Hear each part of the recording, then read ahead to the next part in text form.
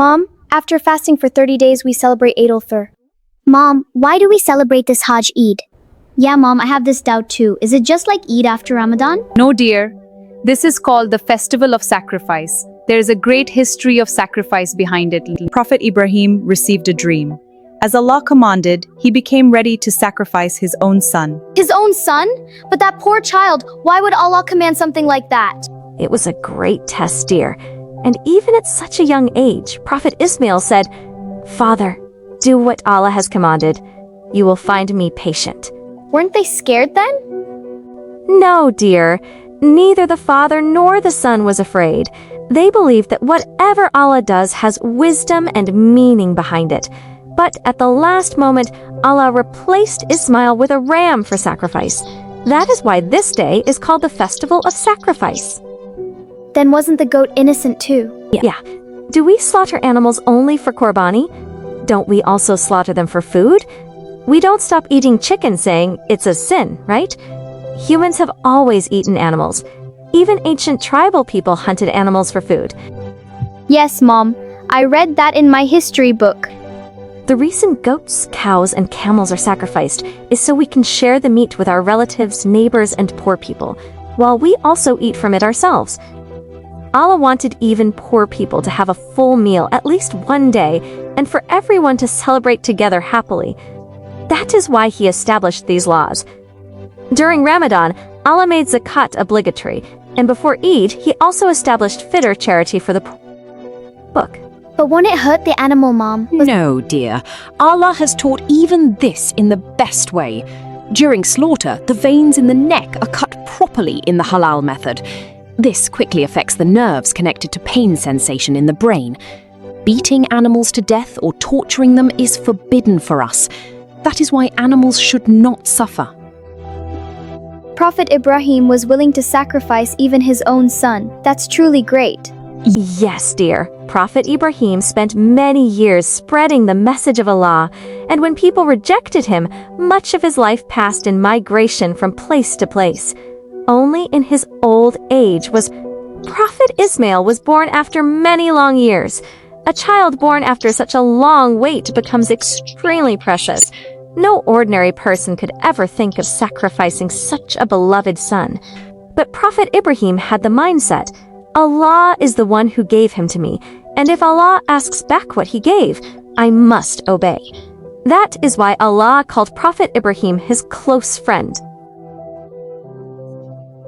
When Ismail's mother heard that her son was going to be sacrificed, didn't she say anything? But for you to fully understand this, you should know about another sacrifice too. By Allah's command, Prophet Ibrahim brought Hajjar and baby Ismail to the empty land of Mecca and left them there alone. When Prophet Ibrahim was leaving, Hajjar did not scream, cry loudly, or argue with him. She asked only one question. Is this Allah's command? When Abraham nodded yes, she accepted it peacefully. At that time, they had only a little food and a little water. Within a few days, it was all finished. There was no food and no water in that barren land. Baby Ismail was still very small, and he began crying from hunger and thirst. His mother desperately searched everywhere for water. The place where she ran back and forth searching was between the hills of Safa and Marwah. When they sacrificed so much for Allah, how could Allah abandon them? Allah caused water to spring forth from the place where little Ismail struck the ground with his feet while crying. Until Hajjar cried out, "Zam Zam," the water continued flowing without stopping. Both of them drank from it and quenched their thirst. And tell me, if water appears in a place, what will happen next? Trees and plants will grow. People will start coming there. Correct. Allah's plan was to bring life back to that land once again. Prophet Ibrahim also had a dream that people should worship Allah alone, purely, without associating any partners with him. Allah made that happen in Makkah.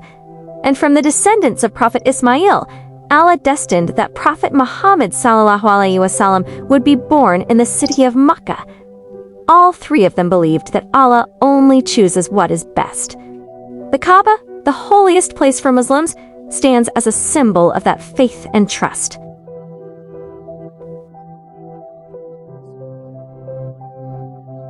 So the desert Prophet Ibrahim left behind became the place where people from all over the world gather today? Yes, that's right. Wow. Yes, dear. What was once an empty desert is now the holiest city with millions gathering from across the world. But Mom, why did Allah choose that place? Geographically, too, that place was protected. Later, during the time of Prophet Muhammad ﷺ, the structure and location of that land also provided safety and stability. First, if you look at all the continents of the earth and consider only the land without the oceans, Makkah lies near the center of the world's landmass. Twice every year, the sun comes directly above the Kaaba. Because of this, people around the world can accurately determine the Qibla direction. It is also located away from major volcanic and earthquake danger zones, making it geographically secure. Understood? Eid al-Adha clearly now, but why was Hajj made obligatory now? When you see millions of people during Hajj wearing simple white ihram clothes, forgetting worldly matters, and moving around the Kaaba in one direction, it reminds you of the Day of Judgment, dear. On that day, nobody can say, I am greater than others. Money, status, beauty, fame, none of it will help. Everyone will stand equally before Allah. Hajj teaches the very same lesson. A king and a poor man both stand side by side wearing the same white clothing.